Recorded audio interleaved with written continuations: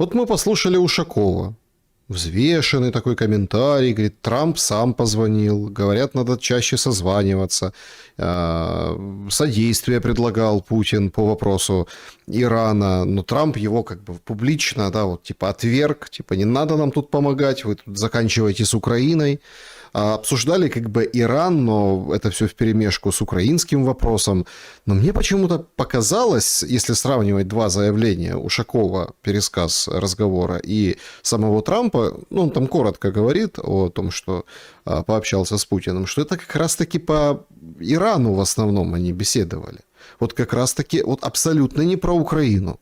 Потому что ну, там по Украине что? Перенесли и перенесли трехстороннюю встречу. Ну вот будет там. Когда? Пока непонятно.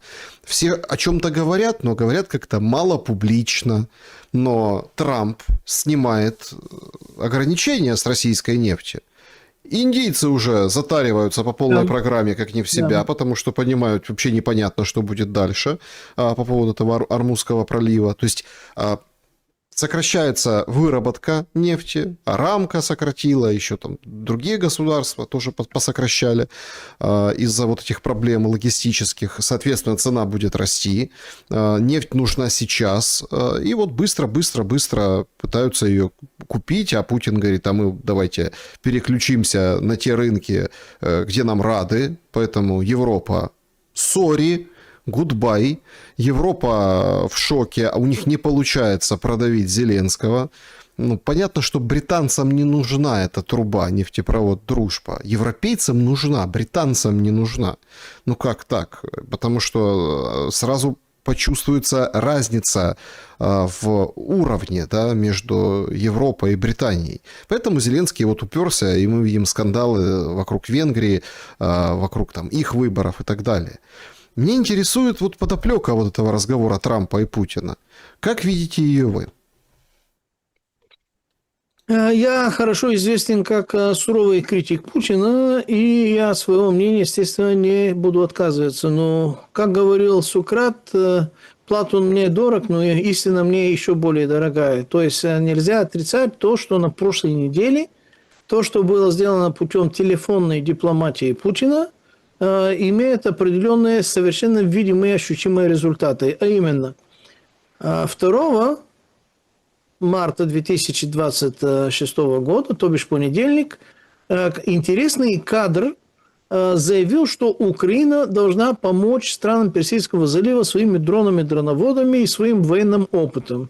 И этот кадр был, ну, вы, конечно, Александр, не удивитесь, но это Кир Стармер.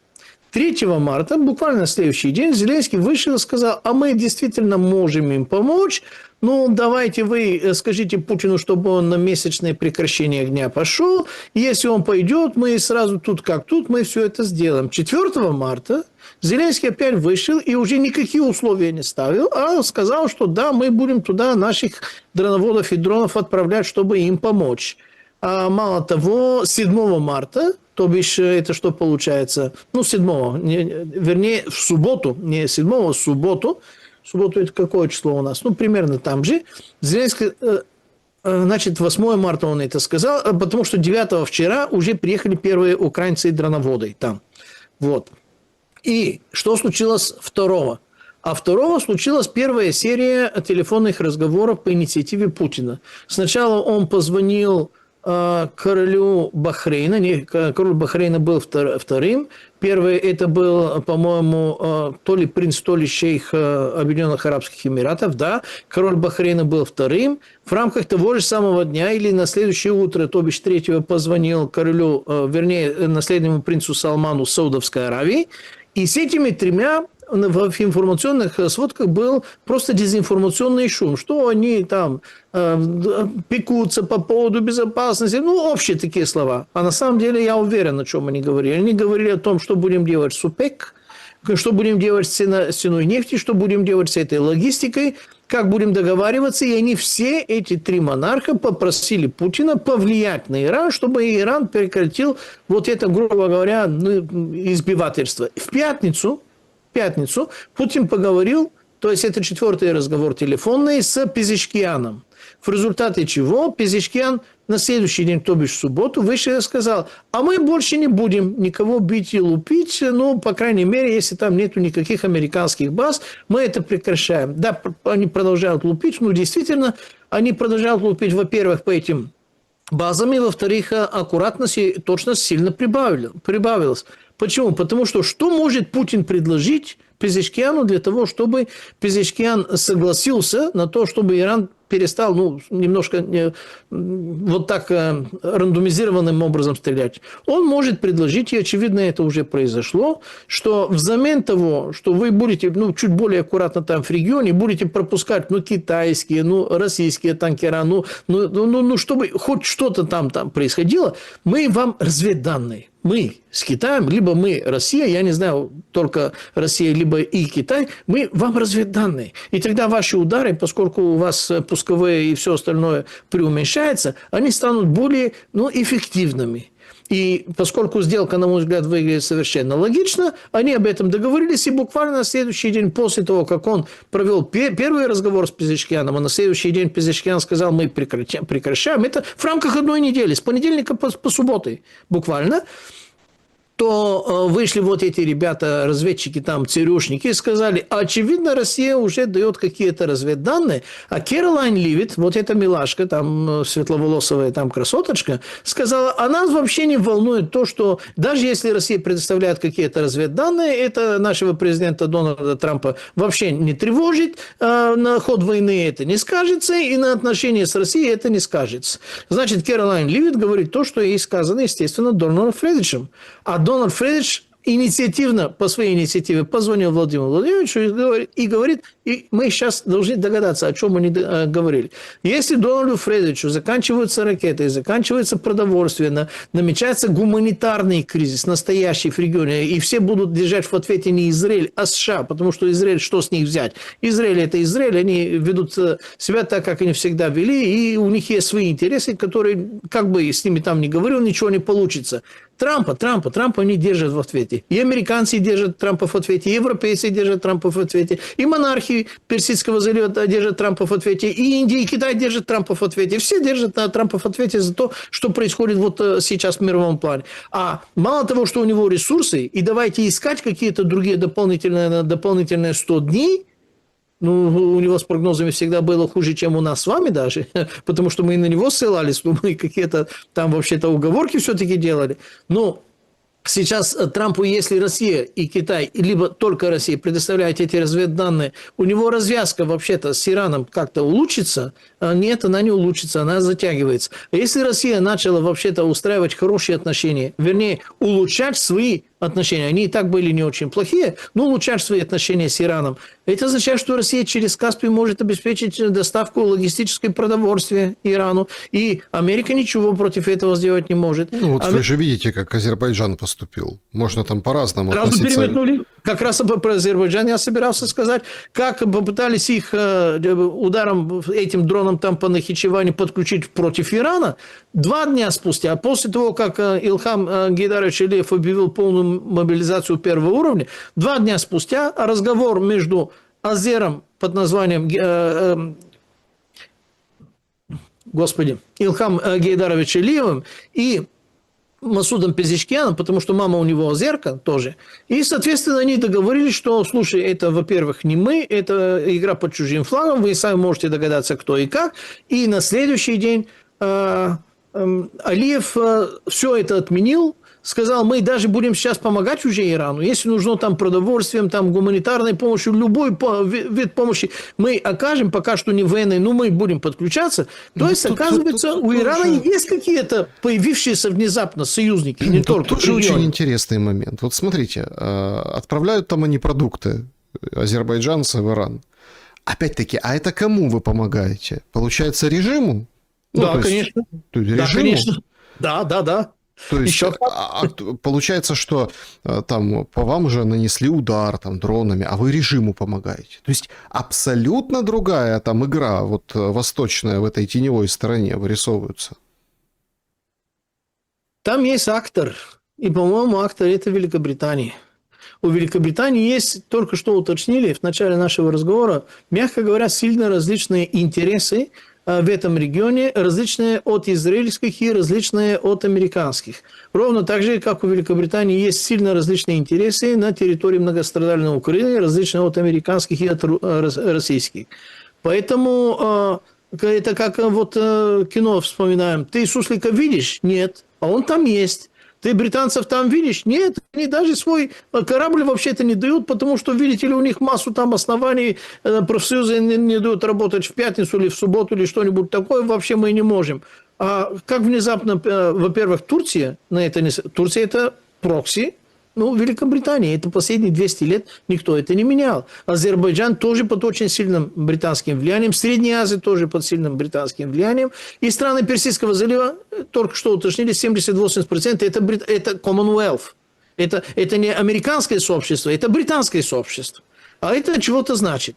Поэтому здесь есть актор, который сражаются Израиль, Иран и США, вроде бы, и там задействовано еще 12 стран, а Великобритания как-то не в списке и даже не участвует.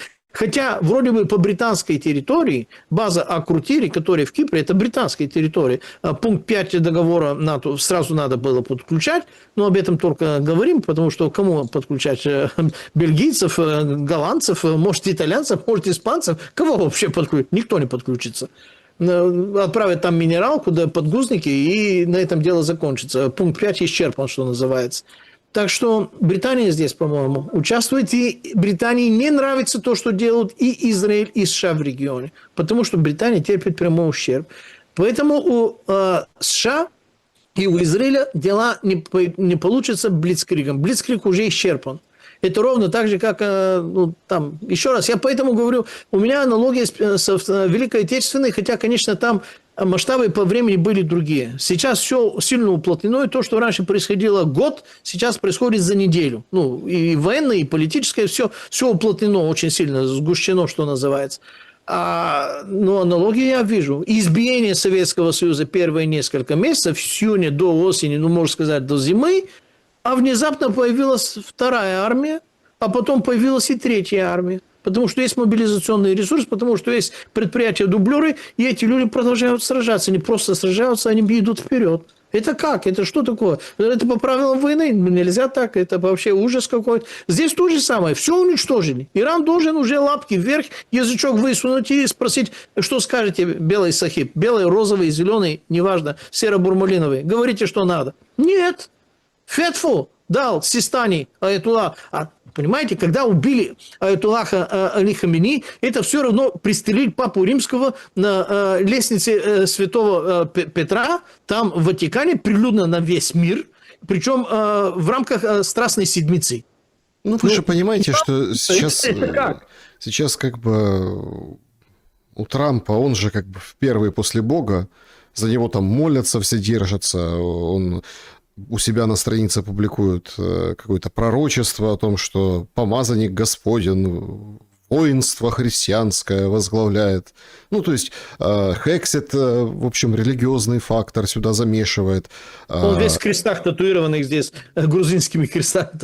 Если его фотографии. Товарищ, как его зовут, господи, Шах Пехлеви, да, который сидит и ждет, говорит, вообще крестовый поход – это на Иран. То есть замешивают сюда религию, очень плотно замешивают. Делают, по всей видимости, это зря, потому что, вот мы видим, как ведет себя тот же Ближний Восток. Ты как бы тут даешь одну стратегию, тут говоришь по-другому. У меня к вам вот по Ирану, сейчас про Украину поговорим, вот все-таки финальный вопрос.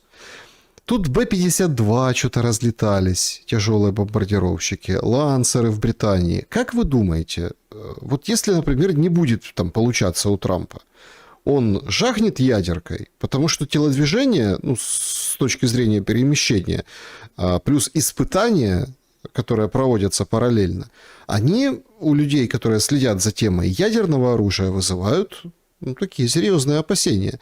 Вот смотрите, не получается. Наземная операция не выходит. Да? Не выходит Данила, каменный цветок. Значит, он влупит ядеркой ярко, скажет, все, они шок трепет, мы их шокировали, и как бы и победили. и, в общем-то, быстренько найдется тогда кто-нибудь внутри Ирана, скажет, нет, вы что, и будет условная такая Япония вместо Ирана, и, в общем-то, и сразу быстренько среди иранцев выберут себе, ну, там, скажем так, лидера, который чуть ли не союзнические отношения организует с Трампом и будут любить американцев, так же, как японцы после ударов, да, по Хиросиме и Нагасаки, как бы возлюбили Запад, возлюбили Америку. То есть, ну, такой, знаете, план. В принципе, уже в истории это было. Если он в здравом разуме и в твердой памяти, я не могу придумать ни один мотив, почему должен жахнуть именно ядеркой, потому что я не знаю, куда он должен жахнуть этой ядеркой. Если по городу Тегерану, ну да, можешь убить там многое большое количество людей и даже теоретически, технически некоторые, большая часть опять руководства Ирана. Но это же делали уже. Это к чему привело? Иран – это огромная страна. И там еще раз, для того, чтобы ты что-то поменял, ты должен, ну, грубо говоря, либо договориться, либо победить КСИР, то бишь победить весь Иран. Весь. Не Тегеран, а весь Иран. Потому что КСИР везде. КСИР – это собственники, это владельцы как торговых центров, так и предприятий, так и технологий. Это не просто войны, это войны с собственностью. Не только в Тегеране. Куда ты будешь бить? Я, честно говоря, скажу крамольную вещь, которую прошу не понимать неправильным образом. Не ударом ядерной бомбой будет самое страшное. Потому что, если говорить о ядерной компоненте, есть вещи и пострашнее. Тактический ядерный удар бессмыслен, потому что мы уже обсуждали, нету скопления войск, которые объясняют, оправдают и осмысляют, скажем так, нанесение для того, чтобы твои войска потом туда вошли. То есть тактически здесь отметаем в сторону. Стратегически может уничтожить город Тегеран, потом роза ветров как возьмет, да разнесет на Европу эти горячие радиоактивные частицы, и как будут дохнуть люди от лучевой болезни, как после Чернобыля. Веселуха будет конкретной, что называется. Ну, Тегеран ты уничтожил, а у Ирана есть и другие большие города, и КСИР везде. И еще раз, они не локализованы в Тегеране, они везде. Значит, ты опять ничего не решил. Просто применил ядерку, убил много людей, причем большая часть из них гражданских. Есть вещи пострашнее. Они сейчас лупят по ядерным объектам в Исфахане, в Тегеране и в Натанзе. То есть вы сами понимаете, что когда жахнула вообще-то Чернобыльская атомная электростанция, там Припять, ну, пострадал больше всего не город Киев и даже не регион, а пострадали больше всего Румыния и Болгария, потому что роза ветров взяла вот эти радиоактивные облака, и этот радиоактивный дождь туда вылился. И это Чернобыльская не самая большая. Если самая большая, еще раз, Запорожская атомная электростанция, которая тоже грозит какие-то большие проблемы, потому что Вестингхаус, туда Путин собирался подпускать, ну, по настаиванию Трампа и так далее, и переносим сразу все это на Иран. Если они бьют по Натанзе, если они бьют по Исфахане, и шеф МАГАТЭ Росси уже говорит, что там идут утечки радиоактивного материала, там это тоже мало не покажется. Там было, по-моему, в Натанзе было 657 или, ну, меньше 700 сотрудников Росатома, которые работают на этой атомной электростанции. Сейчас они покидают весь этот регион. Последняя партия – это то ли 150, то ли 200 человек. Ну, как смогут, наверное, через Каспий будут добираться. И атомная электростанция – это не кнопка, которую ты нажал пуск, стоп, пауза. Атомная электростанция и запуск долгий, дорогой, тонкий, сложный и опасный, и остановка всего этого процесса долгая, сложная, тонкая и опасная, рисковая. И если ключевые специалисты сейчас оттуда уходят, потому что, сами понимаете, если в Натанзе работало буквально до прошлой недели, я сейчас справку не вижу, 600 сколько там сотрудников Росатома, ну, значит, эта станция работала просто благодаря вот этим российским, в скобках, советским специалистам. И если их там нет, что будет с этой атомной электростанцией? То есть, американцы сейчас бьют, ну, не знаю, как это назвать, слон в посудной лавке, что ли, по объектам, которые пострашнее, чем настоящая атомная бомба. Атомная бомба, она имеет определенные там килотоннаж, определенную мощность, определенную... Там даже, скажу циничную вещь, чуть более все под контролем, с атомной бомбой, потому что там математически все рассчитано, более-менее известно. А здесь, если бабахнет, если будет что-то с этими там Натанзи, Исфаханом, либо другими, у них там Бушер вот на днях тоже били. Ну, слушайте, это дебилы, это идиоты. Это люди, которым вообще ничего не жалко. Они не головой думают, не верхней частью позвоночника, спинномозгового, что называется, а нижней частью. И им не жалко. Им-то что? Нефть от радиоактивности пострадает, не пострадает. Газ от радиоактивности пострадает, не пострадает. Все равно местные будут добывать. То, что им надо, чем меньше здесь таких, нам какая как разница? говорится, местные с двумя головами, да, 4 руками, будут добывать. Есть ли перспективы на этом фоне окончания войны в Украине? Видите ли вы их вот сейчас, на данном этапе? И можно ли сказать, что война на Ближнем Востоке еще имеет шансы стать таким тумблером, который выключит войну на территории Украины? Или у нас, судя по информации, конечно, которая сейчас поступает, у нас абсолютно другие. Там выходят с заявлениями очередные украинские генералы, говорят, мы там Днепропетровскую область освобождаем. Правда, там 3 села надо зачистить, 2 еще там как-то что-то еще, но мы почти освободили. Дипстейт не подтверждает, но генералы говорят, мы контрнаступаем. Сырский говорит, удачно обороняемся, все хорошо. Вот, смотрите, у России проблемы, а вроде в украинской армии нет проблем. Правда, в пабликах там одни траурные ленты, да, 2 бригад тоже там боевых.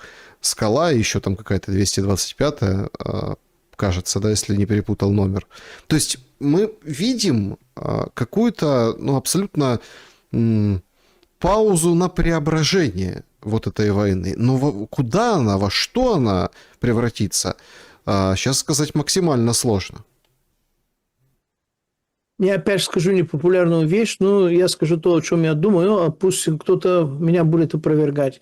С одной стороны, все выглядит так, как будто в очередной раз все откладывается и затягивается. И вместо того, чтобы мы получили хотя бы прекращение огня и переход к выборам и к дедлайнам Трампа, которые мы уже обсуждали, поэтому смысла нет их повторять. Их 3. 4 июля, 14 июня, 15 мая. Про других уже не стоит даже вспоминать. С другой стороны, если в Кремле появится лицо мужского политического пола, стукнет кулаком по столу и скажет: «Доня, Трампуша, слушай меня внимательно, записывай и на ус наматывай. Если ты сейчас в рамках энного количества времени, 2-3 дней, неделька тебе многовато, не дожмешь вот этого Володи, который там киевский, тезка там, то я, понимаете ли, подключусь более конкретно помогать Ирану, потому что от Ирана я видел толк помощи и все остальное в моей войне с моим другим народом, опять же, моим народом, а ты мне мешаешь, ты вооружаешь, ты вообще-то разведданные, поэтому я подключусь активнее, не обязательно войсками, я подключусь активнее с Ираном. Трампуша, если хочешь, чтобы у тебя получился новый Вьетнам, умноженный в 10 раз по территории, потому что Иран там побольше, по 2 миллионов квадратных километров, на ус и наматывай, либо решай быстрее украинский казус, ты же обещал, возрождай духа Анкуриджа, выполняй свои обязы. Вы сколько меня будете за нас водить и вообще-то обманывать, кидать и надувать и всякое такое. Мне уже это начинает, наверное, надоедать. Так что, Трампуша, выполняй, договаривайся со своим там Лондоном, левым, правым берегом, Темзы, без Темзы, с Ла-Маншем, без Ла-Манша, как хочешь. Решай вопрос. Иначе я начну этот вопрос решать, потому что мне это на пользу.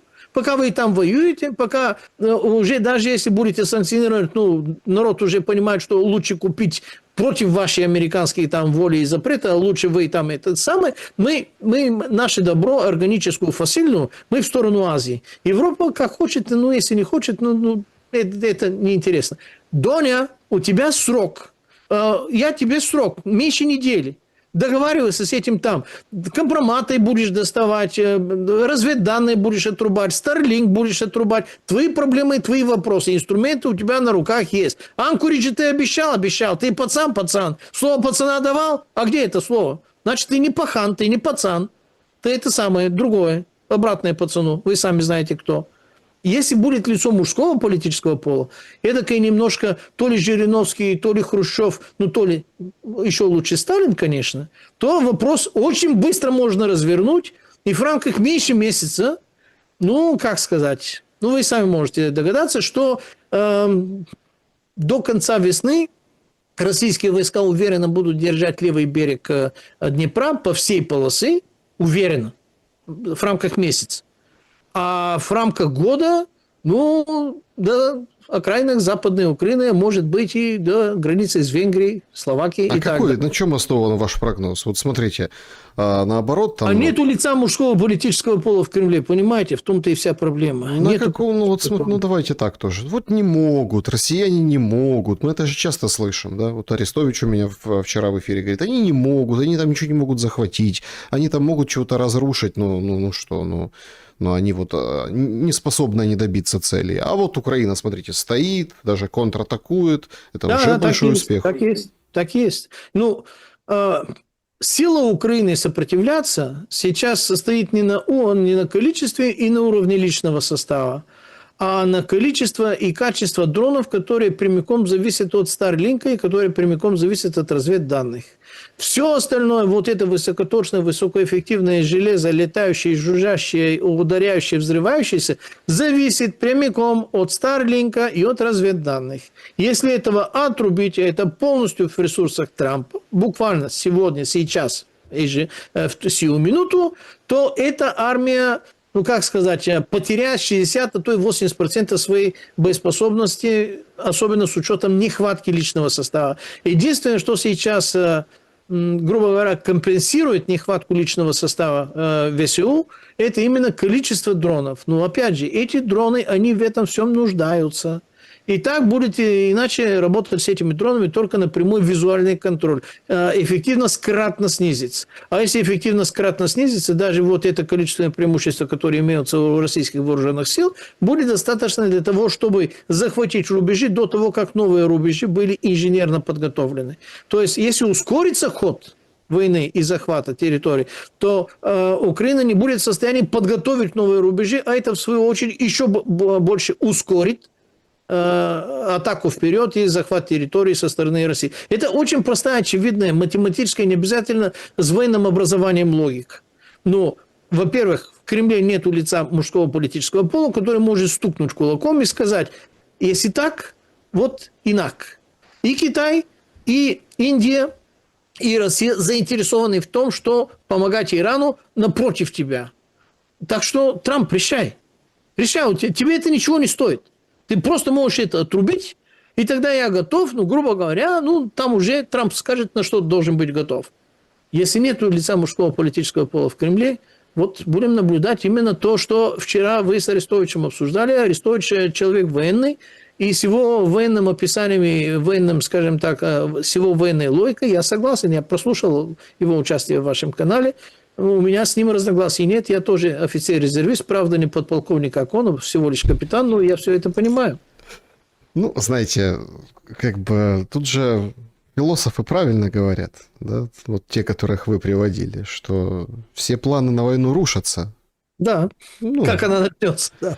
Поэтому тут же задача какая? Вот у нас успех, мы разрушили какой-то план, какой-то замысел, или, например, вот это же просто парадокс, это же просто нонсенс. Ну как так? Выходят, говорят, мы гуляй-поле потеряли практически, да и там вообще эти бои, там движение сейчас идет вперед российской армии. Но это замысел вооруженных сил Украины, это мы так видим.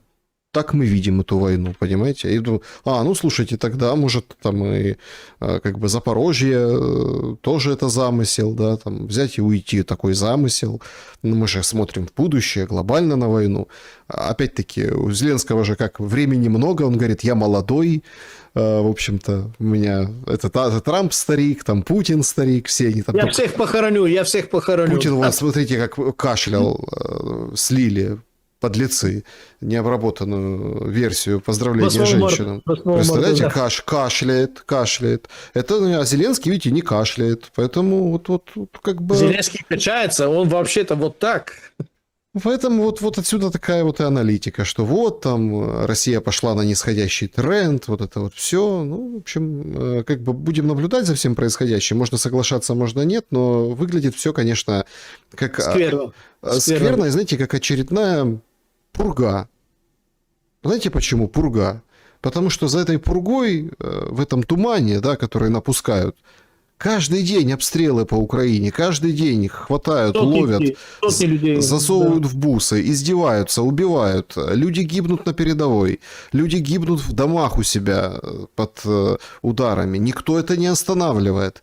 А все смотрят, разводят руками, вот Иран начался, понимаете? Иран – это вот такая пауза, которую используют сейчас как-то не для мира, а наоборот, да, в военном смысле, та же украинская сторона.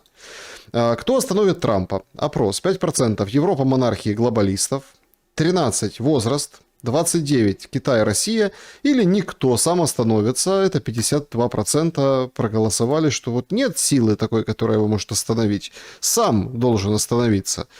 Ну, так можно долго ждать. У него там, как сейчас, помните, мем какой-то был с календарем, там, январь Мадуро, февраль Хаминии, ну, вот это вот. Сейчас март ждут, да, следующего. Кто следующий? Куба, наверное. А может, Эквадор. Тоже парадокс. Никарагуа. Эквадор выходит и говорит, ребята, мы хотели базу размещать американскую, а Эквадор говорит, мы против. И вот сейчас бомбят по Эквадору. Ну, типа тоже спецоперация, картели, все дела, конечно, совместно с правительством, все вот это вот. Но опять-таки бомбят по этим, так сказать, эквадорским джунглям. Поэтому вот такая вот, скажем так, история. Александр, вы видели, была запись главнокомандующим силами НАТО и США в Югославии генерал Уэсли Кларк. Видели, была такая запись или нет? Или рассказать Нет, о чем? не видел. Невероятно познавательная. Значит, после того, как генерал Уэсли Кларк, грубо говоря, уволился, сдал пропуска в Пентагон, сохранил энное количество связей, рассказал он, и это висит в интернете с субтитрами на болгарском, наверное, есть и с переводом на русский, преинтереснейшую историю. Встречается он с каким-то там своим знакомым из верховных этажей Пентагона и спрашивает, как дела? И этот ему говорит, ну, слушай, вот тебе листочек, посмотри. Нам в рамках 5 лет надо захватить и воевать с 7 государствами. Сейчас мы начинаем с Ираком. То есть, это было до начала иракской кампании. Именно Ирака, первая иракская. И генерал Уэсли Кларк его спрашивает, а зачем? А другой генерал ему отвечает, я не знаю. Наверное, у нас есть просто слишком сильная армия, и нам хочется ее применить для того, чтобы где-то что-то заполучить. Ну, реальных причин там никакой не Аль-Каида, никакой того Осама бин Ладен. Просто Ирак надо захватывать. И говорит, встречаемся с этим же генералом. Несколько недель спустя уже идет иракская операция. Они действительно начали бомбить и захватывать. Встречаются и спрашивает, ну, как дела, соответственно, все там по плану или как? И генерал ему дает опять листочек. Генерал Уэсли Кларк его спрашивает, слушай, так это секретно, нет? И другой генерал ему говорит, да, но не для тебя. Ну, Уэсли Кларк говорит, тогда мне это не надо. Ну, все-таки читает. И там что написано? В рамках 5 лет Сирия, Ливия, Ирак, еще там пару-тройку. Последняя, 7-я страна в рамках 5 лет, которую нужно захватить, Иран. Вот все они захвачены, что там в этом списке, в этом ролике. Я могу ролик вам дать, но, наверное, все-таки лучше вам поискать с российским переводом, и, либо могу отправить только по-английски. Это буквально 1,5-2 минуты ролик. Последний Иран. Вот, да, не в рамках 5 лет, но они все это расписывали давно. И к этому они шли, и вписались вперед побольше, но все равно они туда идут и это захватывают. Вопрос, зачем? Генералы не знают, зачем. Так что то, что проголосовали наши ребята в этом вопросе, я, конечно, комментировать, вы сказали, он первый после Бога. Вот у меня ощущение, что иногда он берет первенство и, наверное, помажет Бога, если он его увидит. Не наоборот, чтобы он был помазанником Божьим, а он намерен уже помазать кого-то.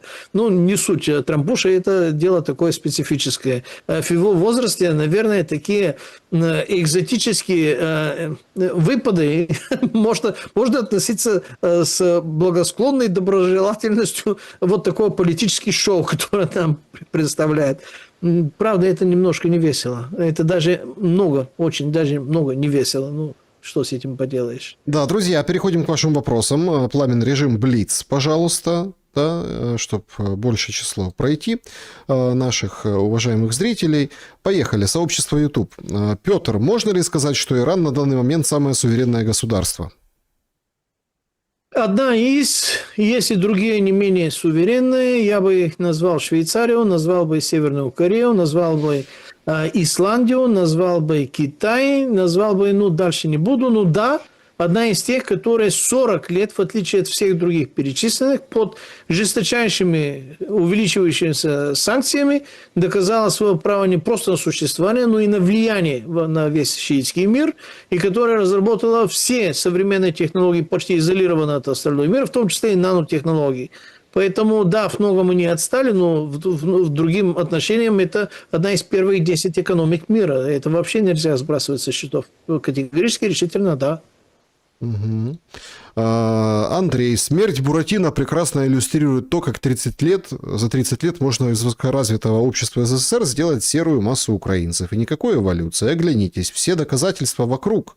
Речь идет, наверное, об этом в Киеве, да, когда два мужика статую, скульптуру вот эту железную, да, Буратино патриотично валяли.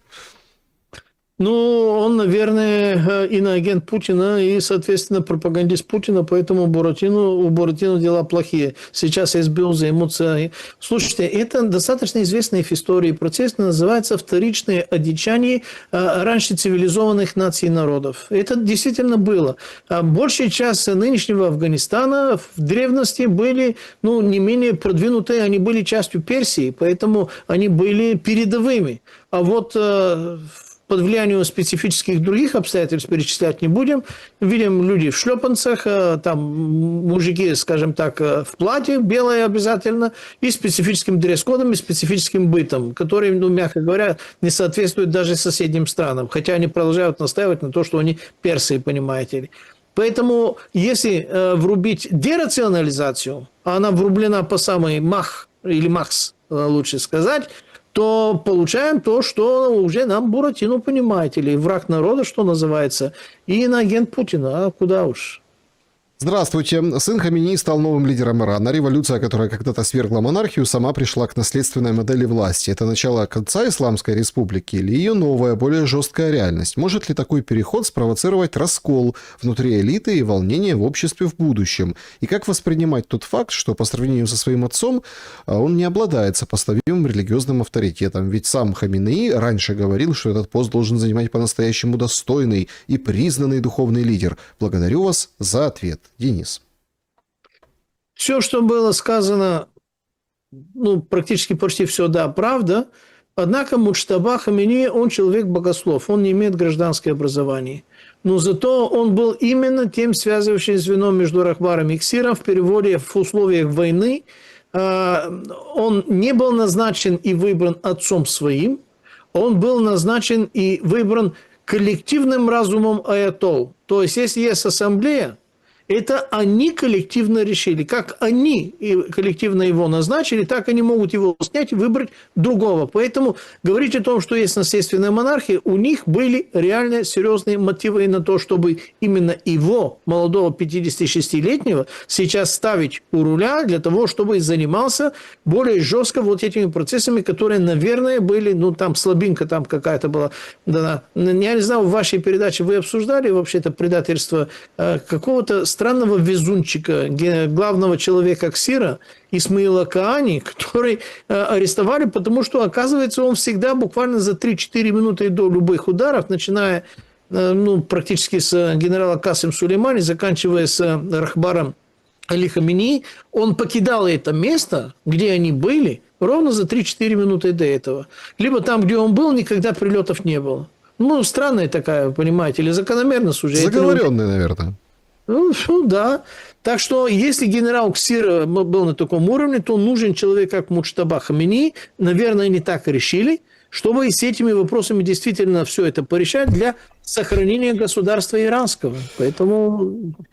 Поэтому я не думаю, что здесь идет уже какая-то монархия. Это не монархия, это коллективный разум его выбирает. Я не в курсе, чтобы он был кандидатом. Это у них нет такого политического процесса. Политики и кандидаты состязаются друг с другом, соревнуются, как состязательные кони, там, скакуны. Нет. Это коллективное тело решает, кто самый достойный. Это как конклав, когда выбирают папу. Там нету папы кандидата. Есть префериты, но префериты это опять по мнению людей конклава, а не по их собственному амбициозному желанию. Здесь все по-другому. Поэтому здесь немножко не согласен. Маша пишет в чате трансляции: Трампа могут остановить люди, окружающие его, та же Мелания, но этой женщине, похоже, плевать на всех, кроме себя любимой. Уверен, что нет, потому что Мелания девушка наша, я имею в виду балканская, она прекрасно понимает, и даже по поведением своим она уже показывала, что думает по поводу некоторых выпадов там Трампа, била даже его по руку, когда он пытался ее взять. Ну, коротко говоря, у Мелании есть свои, в том числе и женские, материнские, супружеские, наверное, основания, ну, иметь какие-то вопросы вопросительные к Трампу. Другое дело, что она как-то не выбрасывает на улицу, на публичность, и правильно она делает, потому что зачем? Такое не выносит ссор из избы, что называется. Но около Трампа есть другие кандидаты, которые действительно метят. Еще раз обратите внимание на громкое многозначительное молчание Венса. Если он видит, что Трамп сам себя топит, зачем ему в этом мешать? Он занимается именно теми относительно тихими делами, которые, ну, грубо говоря, косяки Трампа никоим образом потом нельзя списать и на Венса. Он его не поддерживал. Если ему придется быть вице-президентом, который приходит в результате импичмента титулярного президента, то такого, грубо говоря, замарывания на него не будет. Он не будет испачкан вот этими активностями Трампа, особенно последние, которые привели к его импичменту. Я думаю, что до конца года это будет очевидно. Даже, может быть, до конца весны. Если Трамп не добьется успеха до конца этого месяца, но я думаю, что настроение в самой Америке... Так а что такое успеха? Успех – это что? Успех – это поставить абсолютно ручной, беззубый и без ногтей. То есть смена режима, то есть то, о чем мы говорили. Хотя либо сейчас... смена поведения режима, смена поведения, чтобы они присягнули. Но это невозможно. На мой взгляд, это невозможно. Так, а может ли договор Анкориджа включать в себя иранскую операцию по сдерживанию не только Китая, но и сдерживанию обезумевшей Европы? Задает Игорь вопрос. Это, конечно, очень интересная экзотическая постановка, но, думаю, вряд ли, потому что к этому моменту, когда шел Анкоридж, Россия и Иран сотрудничали военно-техническим образом, и это имело огромное значение для России, потому что без этой помощи, то есть вот уж на такую подлянку, я думаю, что даже нынешний Кремль не способен в силу правильной, адекватной оценки своих личных интересов. Я думаю, что это вряд ли, это экзотика какая-то. Понятно. Если США и Британия прикажут своим колониям остановить войну, через сколько закончится война между Россией и Украиной? В рамках недели. В рамках недели. На этом оптимистическом, скажем так, посыле, вот через неделю встретимся с вами и проверим, было ли такое указание или нет. Пламен Пасков был моим собеседником сегодня. Спасибо за время и мысли. Братья и сестры, товарищи, дамы, господа, офицеры, господа не пьющие, не офицеры, друзья, не друзья, враги, троллы, боты, вы тоже люди, вы все знаете, вы все понимаете, мы тоже все понимаем. Однако, выключите, пожалуйста, телевизор, включите мозги, и все у вас приложится. Проверьте, пожалуйста, у вас там колокольчик черненький, подписка там оформлена и так далее и тому подобное, потому что YouTube, неизвестно почему, но вас отписывает. А если вы были подписантами, вы уже, многие из вас не подписаны. Поэтому продолжение следует. Будьте с нами. Всего вам доброго. Друзья, берегите себя. Всем добра и света. Увидимся обязательно. До скорого.